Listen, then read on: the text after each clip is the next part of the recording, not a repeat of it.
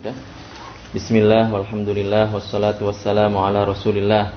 Allahumma la sahla illa ma ja'altahu sahla wa anta ya hayyu ya qayyum taj'alul hazna idza syi'ta sahla. Allahumma arzuqnal ikhlas wa fil qawli wal amali wan niyyah. Udzakirukum wa udzakiru nafsi bi ikhlasin niyyati lillahi tabaraka wa ta'ala. Mari kita menghadirkan niat dalam hati kita. Kita mencari doa Allah subhanahu wa ta'ala dengan mendengarkan kajian ilmu agama. Dan sekarang kita sampai kepada pembahasan mengenai roj'ah, atau diterjemahkan rujuk dalam bahasa kita, yaitu seorang suami mengembalikan istrinya yang telah ia ceraikan,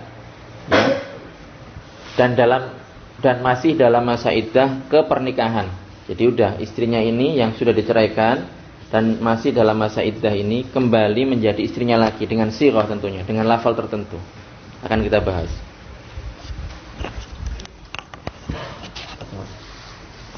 Bismillahirrahmanirrahim. Qala al-muallif rahimahullahu ta'ala, raj'ah atau rujuk. Raj'ah atau rujuk adalah suami mengembalikan istrinya yang telah diceraikan, bukan talak bain, yang masih dalam iddah kepada pernikahan. Ya, jadi ini pengertian dari raj'ah atau rujuk. Cuman gini, kata ini dalam bahasa Indonesia itu maknanya mengalami perluasan makna. Jadi kalau suami menceraikan istrinya kemudian kembali entah itu di masa iddah atau setelah masa iddah, itu orang Indonesia bilangnya rujuk kembali, kan gitu kan. Padahal kalau dalam syariat ini pengertian dari roja'ah yang saya pilihkan kata untuk menerjemahkan kata ini adalah rujuk. Maksudnya adalah ketika masih dalam masa iddah. Itu maksudnya. Cuma dalam bahasa Indonesia rujuk itu maknanya lebih luas. Seorang suami kembali ke istrinya baik dalam masa iddah ataupun setelah masa iddah, itu orang bilangnya rujuk. Tapi yang dimaksudkan di sini secara syar'i di sini itu kata bahasa Arabnya adalah roja'ah, yaitu seorang suami kembali kepada istrinya yang sudah ia ceraikan, ya, yang bukan talak bain. Sudah kita jelaskan kemarin talak bain itu seperti apa. Talak yang harus menggunakan akad nikah baru. Nah, mengembalikan istrinya ke dalam pernikahannya dan masih dalam masa iddah, ini disebut dengan roja'ah. Jadi gini, misalnya ada seorang suami, dia menceraikan istrinya. Nah, istrinya ini adalah perempuan yang masih aktif haidnya. Berarti iddahnya berapa lama? 3 kali suci. Nah, dalam masa ini kalau talak ini bukan talak bain, talak 1, talak 2, ini kan bukan talak bain kan? Maka di sini suami punya hak untuk mengembalikan istrinya. Ini disebut roja'ah. Misalnya dia mengatakan roja'tuki ila nikahi, ngomong langsung ke istrinya, saya mengembalikan kamu ke pernikahan kita. Atau roja'tuha ila nikahi, enggak harus depannya, saya mengembalikan istri saya ke dalam pernikahan saya. Maka suami yang sudah menceraikan istrinya ini tadi, istri yang sudah diceraikan oleh suami ini, dia kembali menjadi istri suaminya tanpa perlu akad nikah baru. Jelas? Terus Talak yang berlaku rujuk setelahnya hanya 2 kali. Jadi talak yang berlaku rujuk setelahnya hanya 2 kali. Jadi talak 1 rujuk bisa karena bukan talak bain. Talak 2 rujuk bisa selama dalam masa iddah, ya, karena bukan talak bain. Tapi kalau talak 3, yaitu penjelasannya kemarin panjang, lebih ribet, harus nunggu masa iddah, harus nikah dengan laki-laki lain dengan akad nikah yang sah, harus berhubungan badan dengan laki-laki yang kedua ini, suami keduanya ini, harus dicerai, harus nunggu masa iddah, kemudian harus nikah lagi sama suami yang pertama. Kalau mau istrinya, kalau tidak mau ya tidak mau, maksa-maksa. Firman Allah Jalla Jalaluh, at-talaqu marratan fa imsakum bima'rufin aw tasrihum biihsan. Talak yang berlaku rujuk setelahnya hanya 2 kali, maka mempertahankan dengan ma'ruf atau melepas dengan baik. Iya, jadi itulah, kalau kita masih cinta dengan istri kita, ya kita pertahankan. Kalau memang hubungan sudah tidak bisa diselamatkan lagi, yaitu solusinya adalah cerai. Tapi cerai pun juga baik-baik. Kita itu baik-baik, sebagaimana kita datang baik-baik, pergi juga baik. Dulu ngelamarnya baik-baik, ya ceraikannya baik-baik juga. Kan kadang nggak cocok suami istri itu, kan nggak cocok. Tapi itulah, kalau bisa bertahan ya kita berusaha untuk menerima kekurangan pasangan kita, sebagaimana dia menerima kekurangan kita. Terus? Seorang suami yang menceraikan istrinya dengan talak 1 atau talak 2, maka boleh merujuk kembali selama belum habis iddahnya. Ini tadi yang saya sebutkan. Selama belum habis masa iddahnya, boleh suami ini mengembalikan istri yang sudah ia ceraikan ke dalam pernikahan. Selama belum habis masa iddahnya. Kapan? Talak 1 atau talak 2. Tapi gini, kita hati-hati teman-teman. Ini bukan untuk main-main gitu. Kata talak itu bukan untuk main-main. Apalagi di zaman sekarang, kalian yang calon-calon dai ini, kalau punya istri jangan sampai cerai. Karena ini apa ya? Ya kan orang enggak tahu ya, cerai itu kan banyak faktor, banyak sebab, banyak hal-hal yang orang enggak tahu. Yang lebih tahu adalah orang yang menjalani kehidupan rumah tangga itu sendiri. Tetapi kan kesan di masyarakat lain. Oh, ini mau ngurus umat, ngurus istri aja enggak becus. Jangankan gitu, pemilihan presiden aja dikait-kaitkan. Apalagi seorang dai gitu. Ini ustadz ini pernah cerai loh. Ustadz ini ngurus keluarga aja nggak becus, mau ngurus umat. Nah, makanya pilih yang karena agamanya, pilih yang santri syahama. Stok masih banyak di sana, santriwati syahama. Bisa nanti komunikasi dengan saya, gratis. Seperti mengatakan, aku kembalikan engkau kepada nikahku. Tadi roja'tuki ila nikahi. Bahasa Arabnya seperti itu. Atau jika istrinya tidak berada di majelis, maka mengatakan, aku kembalikan istriku kepada nikahku. Itu roja'tuha ila nikahi. Bahasa Arabnya seperti itu. Namun jika iddah sudah usai, maka tidak halal istri yang sudah dicerai kecuali dengan akad baru beserta wali dan 2 saksi. Ini kalau mau. Laisat mulzamah, hiya laisat mulzamah. Jadi dia enggak harus nerima. Misalnya masa iddah selesai, ya. Kemudian kok jadi di masa iddah kok enggak dirujuk-rujuk. Kemudian iddahnya sudah selesai, pengen kembali, ya harus dengan akad nikah baru, dengan mahar, dengan 2 saksi, dengan wali. Itu kalau perempuannya mau. Kalau enggak mau ya sudah. Ya bisa dikembalikan. Catatan, dalam rujuk tidak disyaratkan adanya persaksian, tetapi adanya saksi lebih diutamakan. Jadi rujuk itu nggak harus syarat. Talak kan nggak harus syarat kan. Jadi seorang suami misalnya berdua di kamar berantem gitu, kamu saya cerai, ya jatuh talak 1. Atau misalnya setelah itu kemudian di satu tempat sepi sendirian misalnya, saya mengembalikan istri saya ke dalam pernikahan saya, ya sudah kembali lagi menjadi istrinya. La tusyarat asy-syahadah huna. Jadi enggak disyaratkan ada saksi di sini. Ada persaksian enggak syarat. Tetapi yang demikian itu lebih baik. Terus Iddah. Sebentar, sampai sini paham ya masalah rujuk ini? Paham. Terus bagaimana yang di pengadilan itu? Yang di pengadilan itu hanya sidang isbat, sidang penetapan. Kamu sudah benar-benar menceraikan istri kamu. Itu aja. Kan gini, syarat nikah kan gampang. Ada wali, ada 2 saksi, ya, ada suami, ada istri, ada mahar, kan itu aja, syarat sama rukunnya. Enggak harus KUA, enggak harus daftar dan seterusnya. Nah, itu legal, secara syarat legal, tapi secara kenegaraan enggak tercatat di catatan sipil mereka. Tapi itulah karena kita warga negara yang baik dan taat peraturan, yaitu kita lakukan. Kenapa? Ya untuk nanti masa depan anak-anak kita, kan ditanya, bapakmu siapa? Ini bapak saya gitu. Surat nikahnya mana? Tidak ada, kan susah gitu. Kalian misalnya lagi ke hotel sama istri kalian, sah secara agama. Kemudian misalnya kan masuk mau check in itu, ini siapanya bapak? Oh ini istri saya bu, atau ini istri saya mbak. Bisa tunjukkan surat nikah? Kalau nggak bisa kan ya gimana? Itu makanya kalau pengen nikah ya karena kita warga negara, negara punya aturan ya diturutin aja, tidak apa-apa. Untuk kelegalan nanti anak-anak kita atau hal-hal yang berkaitan. Sekolahnya kan ditanya nanti. Sekarang Ada akte, diminta surat kelahiran. Anak kecil saja sekarang punya KIA, kartu identitas anak.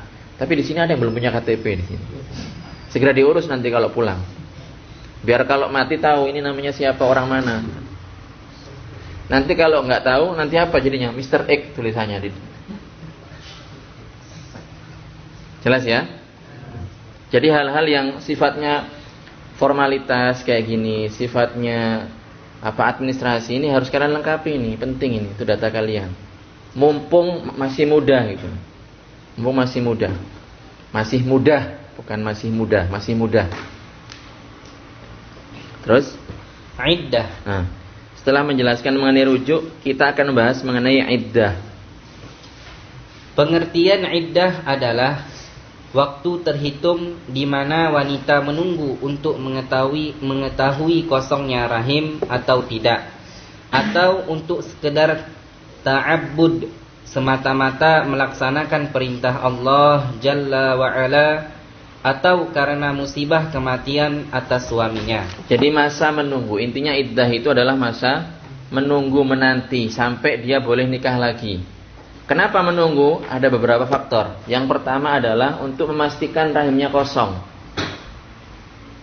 Perempuan itu kan ketika berhubungan badan itu kan nggak langsung jadikan anak itu kan, ada proses di situ, 9 bulan atau kurang dari itu atau lebih dari itu. Nah, seandainya diceraikan oleh suaminya dan pernah berhubungan badan, ditunggu dulu ini. Ini ada isinya apa enggak, ini benih yang ditanam ini tumbuh apa enggak. Makanya ada masa iddah 3 kali suci. Kalau sudah 3 kali suci berarti sudah kosong itu rahimnya, nggak ada isinya. Itu bisa dinikahi oleh laki-laki lain setelahnya dengan akad tentunya. Makanya dalam Islam itu tidak boleh seorang perempuan itu melakukan poliandri, tidak boleh. Kalau laki-laki boleh melakukan poligami bagi yang mampu, bagi yang memang ada masalah dakwah silahkan. Tapi kalau kalian tidak mampu, ya, kalian malah jatuh kepada perbuatan maksiat dengan melalaikan hak-hak istri-istri kalian, ya jangan lakukan. Satu saja dirawat yang baik. Tapi tetap saya motivasi kalian, kalau bisa silahkan gitu. Jadilah percontohan untuk kaum laki-laki yang lain. Tunjukkan bahwasanya kalian mampu. Kalau mampu, beneran mampu. Atau untuk sekedar ta'abbud. Ta'abbud itu apa? Ya semata-mata melaksanakan perintah Allah Subhanahu wa taala. Ada seorang istri itu yang dia mungkin belum dia jelas nggak akan ada benih dalam rahimnya ini, nggak akan jadi anak ini. Tapi demikian pun syariat memerintahkan dia untuk melaksanakan iddah, tidak nikah terlebih dahulu. Kenapa?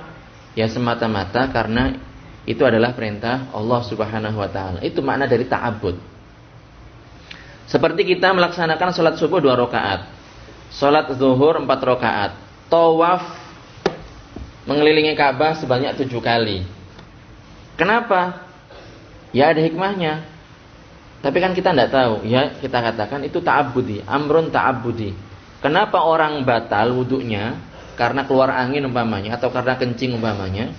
Setelah istinja, tapi yang dibasuh kan muka, bukan bagian itu kan? Kenapa? Itu adalah amrun ta'abbudi. Itu karena semata-mata mengerjakan perintah Allah Subhanahu wa taala. Kenapa? Kalau tanya kenapa? Ya itu karena perintah Allah Subhanahu wa taala, amrun ta'abbudi. Kenapa 4? Kenapa enggak 8? Kenapa enggak 3 gitu kan? Salat zuhurnya kenapa harus 4? Amrun ta'abbudi, perintah dari Allah Subhanahu wa taala. Tawaf kenapa 7?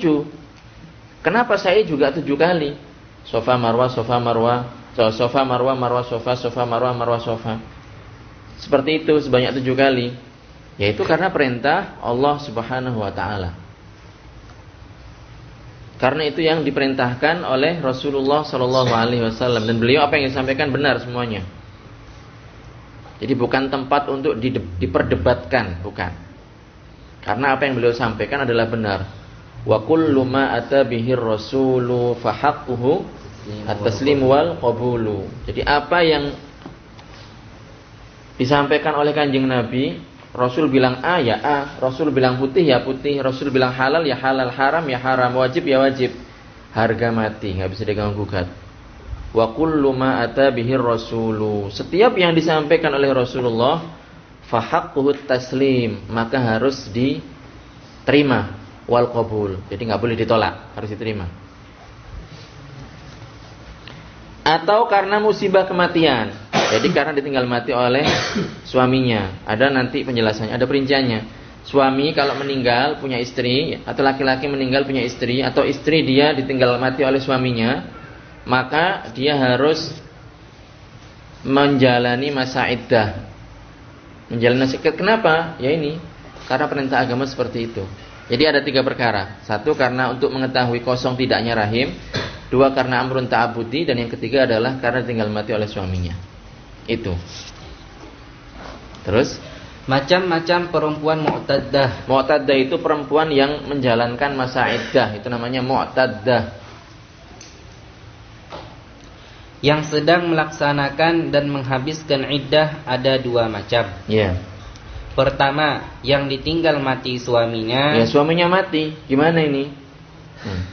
Kedua, yang tidak ditinggal mati suaminya. Ditinggal tapi bukan ditinggal mati. Ditinggal nikah lagi umpamanya, diceraikan, itu maksudnya.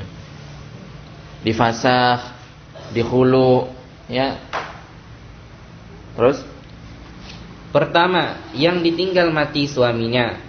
Jika perempuan yang ditinggal mati suaminya dalam keadaan hamil atau mengandung, maka iddahnya sampai dia melahirkan, baik masa kelahirannya dekat atau jauh. Misalnya perempuan hamil tua, usianya 8 bulan 3 minggu umpamanya, atau 8 bulan 3 minggu 6 hari kurang sehari misalnya. Atau misalnya sudah di rumah sakit mau melahirkan, tapi belum keluar, sudah mulus-mulus perutnya. Suaminya bikin kejutan, surprise, kamu saya cerai. Ngena sekali nih, waliyatubillah. Ya enggak tahu ini ada masalah apa. Enggak tahu saya ada masalah apa. Mungkin suaminya nuduh istrinya selingkuh, ini anak bukan dari anak saya, umpamanya. Kita sawar kan boleh jadi seperti itu. Ini saya kasih gambaran aja. Suka ngarang soalnya. Jadi, kalau seandainya seperti itu, ketika setelah melafalkan lafal cerai, ini kan tertalak istrinya ini. Nah, beberapa jam kemudian kalau melahirkan ya sudah, masa iddahnya selesai. Istri bisa nikah lagi. Istri bisa nikah lagi. Tapi kalau seandainya lama, misalnya dia hamil, usia hamil sudah diperiksakan usia hamilnya 2 bulan gitu. Normalnya kan 9 bulan kan, ada yang 10 bulan, ada yang kurang dari itu. Ya berarti sampai melahirkan, atau bahkan sampai seperti Imam Asy-Syafi'i. Disebutkan, dikisahkan bahwasanya Imam Asy-Syafi'i ini bertahun-tahun dikandung oleh ibunya. Ya berarti sampai melahirkan. Makanya di sini katakan baik kelahirannya dekat atau jauh. Jelas? Fadlan jelas? Jika perempuan yang ditinggal mati suaminya dalam keadaan tidak hamil, maka iddahnya wanita tersebut adalah 4 bulan 10 hari. Ya, iddahnya adalah 4 bulan 10 hari. 4 bulan 10 hari. Catatan: perempuan yang ditinggal mati suaminya wajib melakukan ihdad. Ya, jadi ada iddah, ini masa menunggu, ada ihdad. Ihdad, iddah sama ihdad. Ihdad apa? Mencegah diri dari berhias dan wangi-wangian serta menetap di rumah kecuali karena hajat. Ya, jadi nggak boleh istri kalau ditinggal mati suaminya, dia harus menjalani masa berkabung. Masa-masa dia nggak boleh pakai wangi-wangian, nggak boleh berhias, nggak boleh keluar rumah kecuali ada hajat, dia harus tetap di rumah. Jadi nggak boleh misalnya ditinggal mati sama suaminya, oh dia dandan kayak orang mau kondangan gitu, nggak boleh. Pakai wangi-wangian, tebar pesona, nggak boleh. Jangankan gitu, tebar pesona aja, pakai semprot wangi nggak boleh, haram hukumnya. Ayyam imra'atin kharajat min baitiha muta'attiratan fahiya zaniyah. Famarrat biqaumin liyajidu rihaha fahiya zaniyah.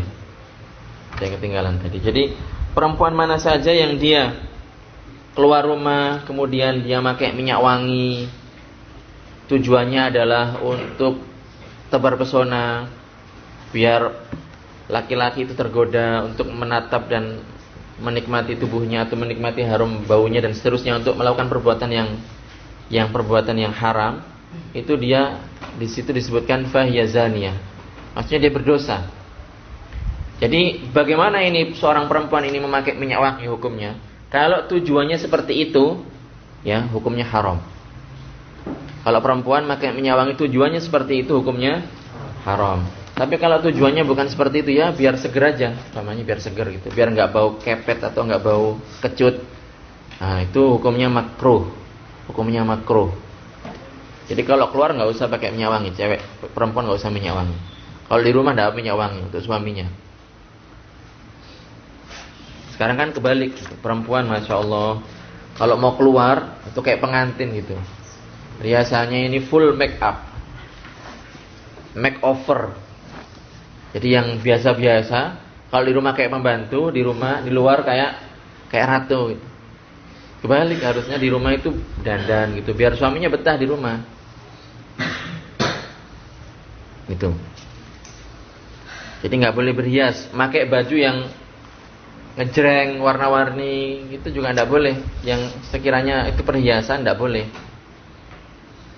Nanti mendatangkan atau menjadikan persangkaan yang ndak. Ini jangan-jangan dia cari suami baru atau gimana. Mendatangkan seperti itu. Jadi ketentuannya adalah di rumah, tidak keluar kecuali kalau ada hajat, kemudian tidak pakai wangi-wangian, tidak berhias. Apakah nggak boleh menemui laki-laki lain? Bukannya nggak boleh, tapi kalau nggak ada hajat, ada perincian hukumnya.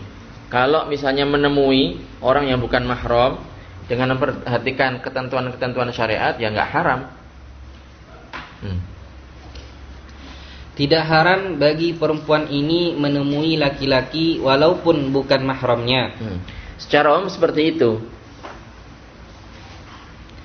Yang diharamkan adalah membuka aurat di hadapan laki-laki yang bukan mahram, atau khulwat, hanya berdua di tempat tertutup atau terbuka dan sepi. Ya ini yang tidak boleh, membuka aurat di hadapan orang laki-laki yang bukan mahram, nggak pakai kerudung, kemudian bagian auratnya terbuka, kadang pakai baju segini, atau misalnya pakai baju segini, nah, itu tidak boleh. Yang bukan mahram, tahu ya mahram itu seperti siapa? Bapaknya, bapak suaminya, anak laki-lakinya, suami anak perempuannya, saudaranya, anak laki-laki saudaranya, anak laki-laki saudarinya, saudara ibunya, saudara bapaknya. Ini mahram semua ini. Terus? Atau khulwat. Khulwat, dua-duaan di tempat tertutup atau terbuka yang sepi. Misalnya di jembatan gitu kan, lebih sepi, nggak ada orang, nggak boleh. Atau di ruangan tertutup misalnya, nggak boleh. Dalam kamar dua-duaan, ngapain itu dalam kamar dua-duaan? Suami bukan, istri bukan pasangan legal, ngapain itu? Kan nanti ada pihak ketiga di situ. Tahu sendirilah siapa. Jadi, jika tidak membuka aurat atau tidak ada khulwat, maka boleh bagi perempuan untuk menemui laki-laki dan berbincang-bincang dalam hal yang bukan maksiat. Kayak gimana itu? Kayak misalnya ini bikin majelis taklim gitu. Ada misalnya jamaah perempuan datang. Ya kan nggak ngapa-ngapain itu, ngaji dengerin gitu kan. Laisa haraman. Itu nggak boleh diharamkan. Sebagian orang mengharamkan perkumpulan laki-laki dengan perempuan, walaupun tidak terjadi gesekan dan saling menempel. Itu kata mereka haram. Padahal ya tidak seperti itu. Boleh. Boleh laki-laki, perempuan kumpul di satu majelis, boleh. Tanpa ada ini min ghairi talassuq wa tadham, tanpa harus nempel desak-desakan kayak gitu, boleh. Boleh, majelis di sini laki-laki, majelis di sini perempuan, boleh. Enggak haram hukumnya. Ngomong juga boleh, tapi bukan perkara yang maksiat. Kedua, yang tidak ditinggal mati suaminya. Jika perempuan yang diceraikan dalam keadaan hamil, maka iddahnya yaitu sampai dia melahirkan.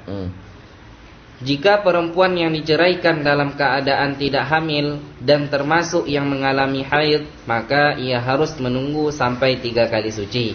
Jika diceraikan dalam kondisi suci, maka sudah terhitung bagian dari 3 kali suci. Ya, lebih cepat kalau diceraikan pada saat suci.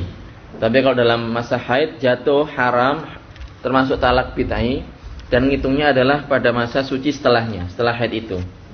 Waktu hadza Farta jelas? Ini kita buka. Baik.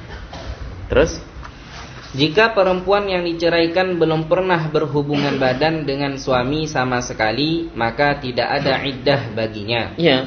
Jadi ini nikah, dinikah paksa, kayak zamannya Siti Nurbaya gitu. Suami dinikahkan. Jadi sejak kecil, sejak bayi dijodohkan gitu.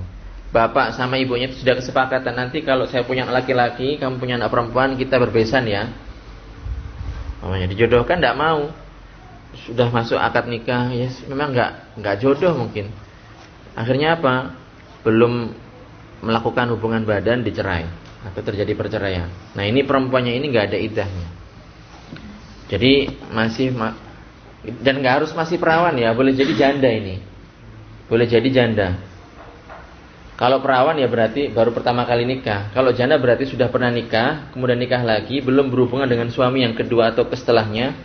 Maka di sini kalau terjadi cerai maka tidak ada iddahnya. Paham ya? Jika perempuan yang diceraikan dalam kondisi menopause,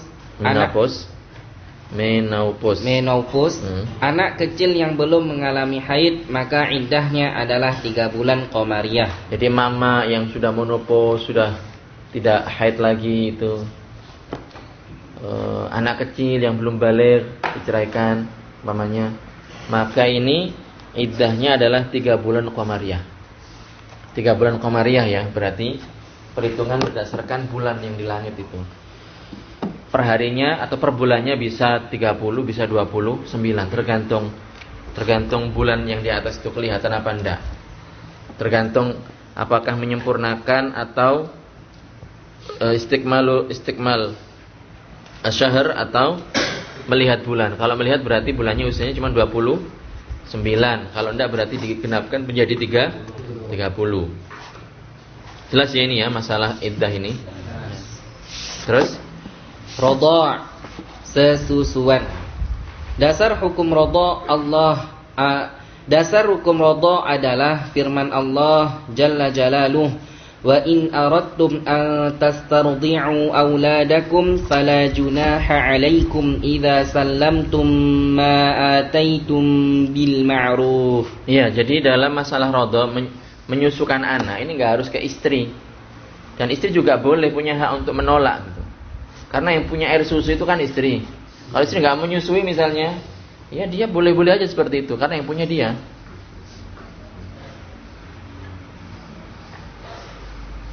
Terjemahkan. Dan jika kamu ingin menyusukan anak-anakmu kepada orang lain, maka tidak ada dosa bagimu apabila kamu memberikan pembayaran menurut yang patut. Ya. Jadi disusukan ke perempuan lain, kemudian ya dapat bayaran atau bil majan, tergantung. Rasulullah kan seperti itu. Jadi Halimah As-Sa'diyah ini keluarga fakir.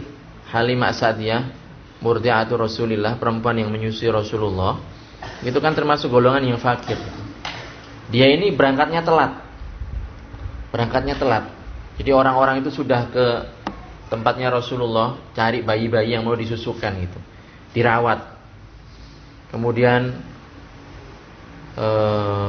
semuanya sudah dapat, tinggal Halimah Sa'diyah saja yang belum dapat. Karena Rasulullah pada saat beliau dilahirkan itu adalah kondisinya yatim. Orang yatim biasanya itu kan nggak punya harta dan seterusnya. Jadi banyak yang nggak mau pada saat itu. Tapi memang sudah ditentukan oleh Allah Subhanahu Wa Taala bahwa yang mengasuh Rasulullah ketika kecil adalah pertama kali adalah Halimah As-Sa'diyah. Akhirnya apa? Yang awalnya jalannya pelan, ontanya ini setelah menerima bayi Rasulullah SAW, ini jalannya dikencang. mengalahkan onta-onta yang sudah berangkat duluan. Kemudian juga muncul berbagai keberkahan di rumah Halimah As-Sa'diyah. Kambingnya keluar susu, kemudian hasil tanamannya melimpah ruah. Ini keberkahannya Rasulullah SAW. Terus, jika seorang perempuan mencapai usia 9 tahun menyusui bayi dengan air susunya. Ya, jadi di sini berarti perempuan itu bisa menyusui usianya berapa? Minimalnya 9 tahun. Bisa, itu sudah bisa menyusui. Ya nggak umum memang, tapi bisa. Maka menjadikan hubungan mahram antara. Maka hal ini nggak ada. Coba diulang. Usia diulang lagi. Jika seorang perempuan mencapai usia 9 tahun menyusui bayi dengan air susunya, maka menjadikan hubungan mahram antara perempuan ini dan bayi tersebut dengan dua ketentuan berikut. Iya, jadi kadang seperti itu. Nggak tahu, katanya ponakan saya itu bayi keluar susunya. Ponakan saya bayi itu keluar susunya. Keluar giginya juga. Karena apa? Pada saat hamil, kakak saya itu kecelakaan. Kecelakaan di sini tulang sininya patah. Tulang apa yang namanya? Tulang pundaknya ini patah gitu. Patah, dioperasi. Nah, ini kan harus minum susu yang banyak kalsiumnya kan. Itu berimbas ke bayinya gitu. Jadi katanya pas lahiran itu giginya tumbuh. Giginya sudah tumbuh. Ya nggak tahu tumbuhnya kayak saya gini atau sudah tumbuh berapa biji gitu. Dan itu keluar susunya, katanya seperti itu. Kullu hadza bi masyiatillah bi qudratillah. Cuman di sini disebutkan biasanya orang itu bisa juga seorang perempuan itu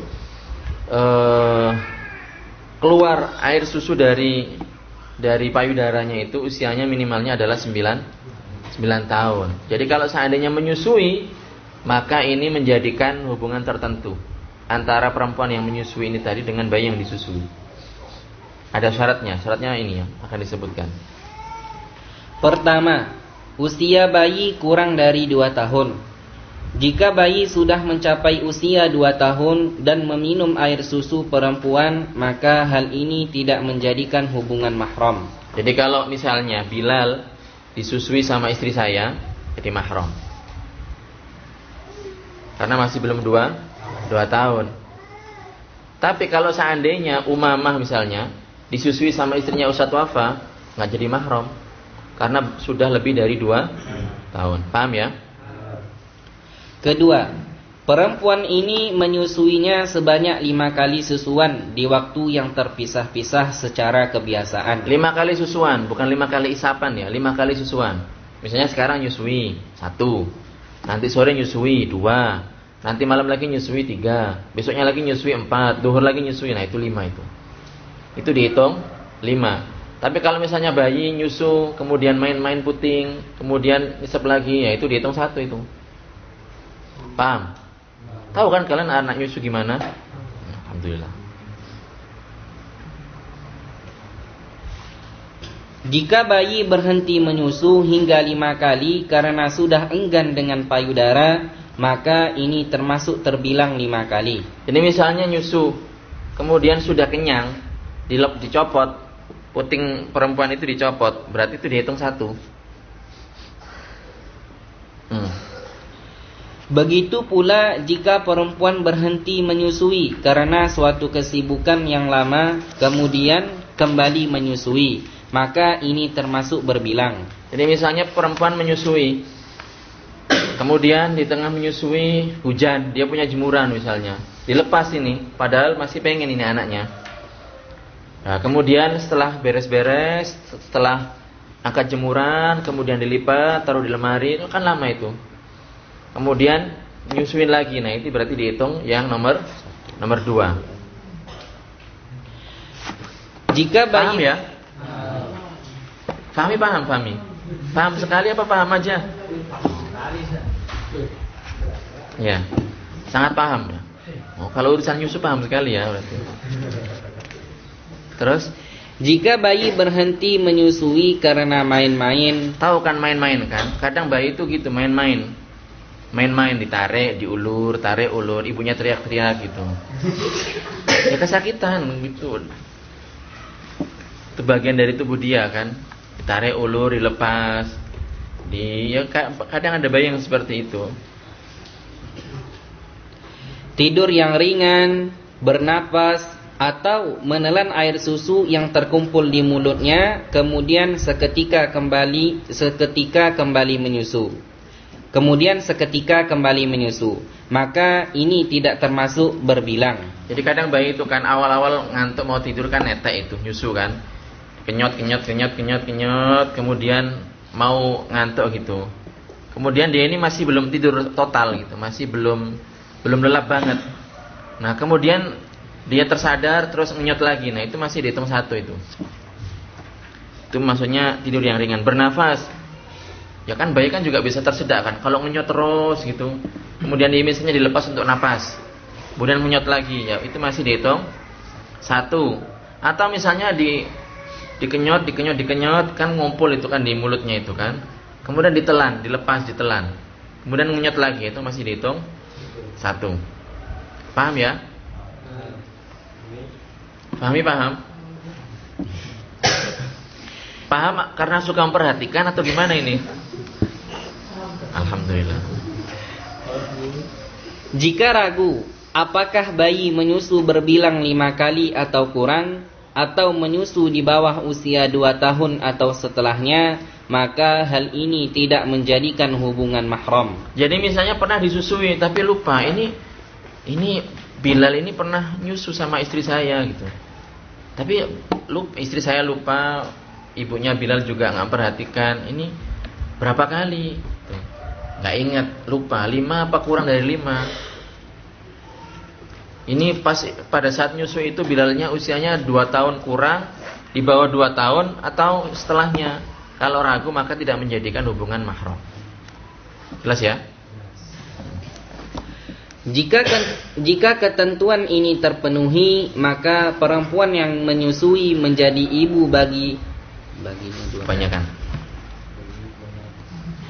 Jika ketentuan ini terpenuhi, maka perempuan yang menyusui menjadi ibu bagi bayi yang menyusu dan suaminya menjadi bapaknya. Ya, dan dalam kasus tadi misalnya terpenuhi syaratnya, Bilal menyusu kepada istri saya, berarti istri saya menjadi ibunya, ibu rodoknya.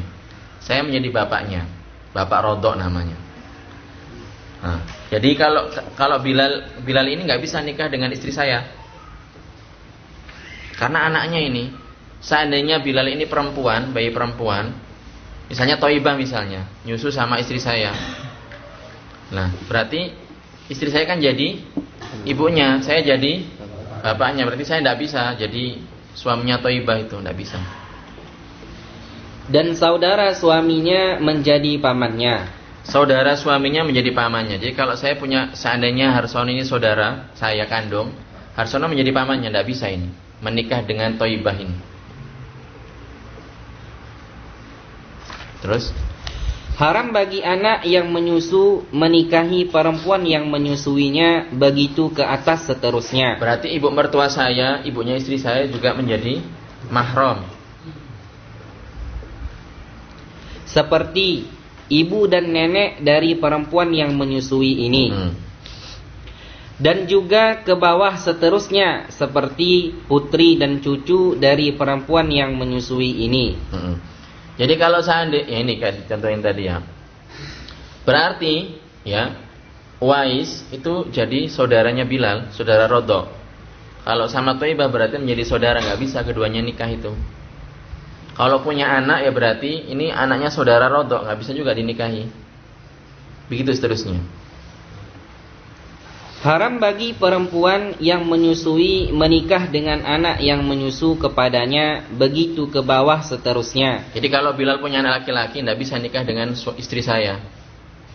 Saya umpamanya saya sudah meninggal gitu. Bilal punya anak laki-laki, nggak bisa menikah dengan anaknya Bilal. Karena apa? Bilal ini adalah anak rodok dari istri saya. Seperti putra dan cucu dari anak yang menyusui ini, dan Tidak haram bagi perempuan yang menyusui menikah dengan sederajat dengan anak yang sederajat. Dan tidak haram bagi perempuan yang menyusui menikah dengan yang sederajat dengan anak yang ia susui seperti saudaranya. Misalnya ini Mbak Eli punya anak lagi misalnya, cowok, adiknya Bilal, cowok. Tapi nggak disusui oleh istri saya. Yang haram tadi kan Bilal karena anak rodoknya. Adiknya Bilal yang enggak.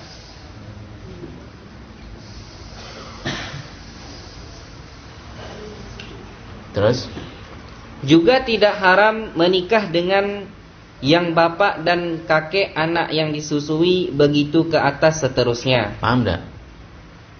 Saya bingung. Belum enggak? Tidak. Rian paham Rian? Kafi paham? Kafi aja paham loh. Tirmidzi paham?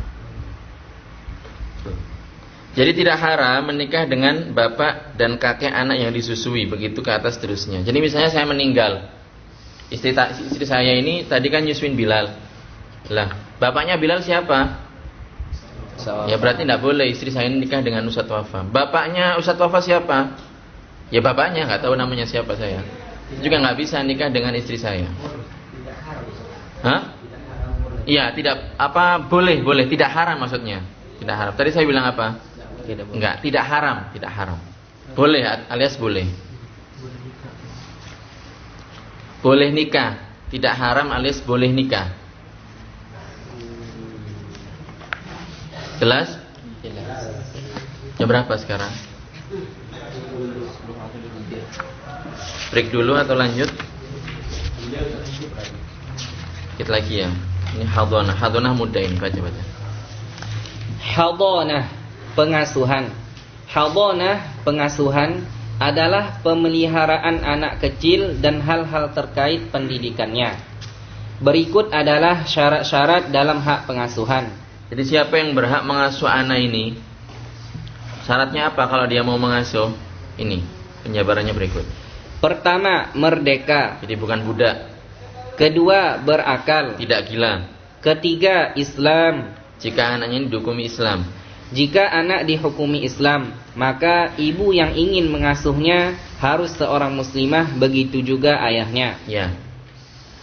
Keempat, amanah. Seorang yang fasik tidak mempunyai hak asuh. Ya, jadi kalau ibunya kok fasiqah, dicerai sama suaminya, punya anak, yang ngasuh anak ya suaminya. Yang paling berhak dalam pengasuhan anak adalah sesuai urutan berikut.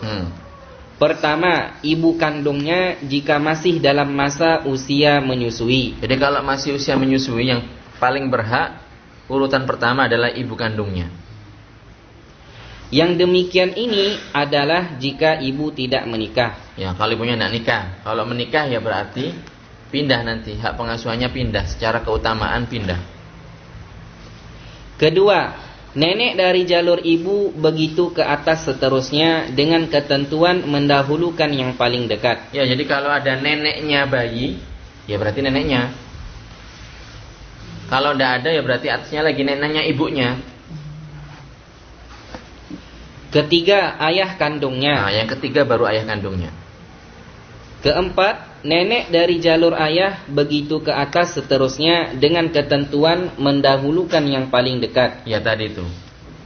Terus? Kelima, kakek. Keenam, ibu dari kakek dari jalur perempuan begitu ke atas seterusnya dengan ketentuan mendahulukan yang paling dekat. Jadi yang nomor 5, kakek. Kakek ini biasanya kalau disebutkan kakek itu, ketika disebutkan kakek itu maksudnya adalah ayah dari ayah. Tapi saya pengen cek itu, apakah itu yang dimaksud atau kakek secara umum. Ketujuh, saudara dan saudari. Kedelapan, saudari kandung ibu. Jadi ini berarti mengasuh saudaranya sendiri atau mengasuh saudarinya sendiri. Kalau tidak ada, nomor 8, saudari kandung ibu. Berarti kholatuhu, kholatus sobi atau sobiyah. Terus Ke-9, saudari-saudari ibu dari jalur ayah. Terus? Ke-10, saudari-saudari ibu dari jalur ibu. Ke-11 dan seterusnya. Jika anak sudah mumayyiz dan ia memilih ayahnya, maka sang ayah tersebut berhak mengambilnya. Jika tidak demikian, maka tetap berada dengan ibu kandungnya. Jika sudah berada dengan ayahnya, maka ibu berhak mengunjunginya dan ayah tidak boleh melarangnya, kecuali jika ibu tersebut seorang yang fasik yang dikhawatirkan si anak akan belajar hal yang buruk darinya. Jelas ya? Lanjut. Apa berhenti dulu? Ini kan masalah pendidikan anak ini kan diperiksa pasang. Iya sudah.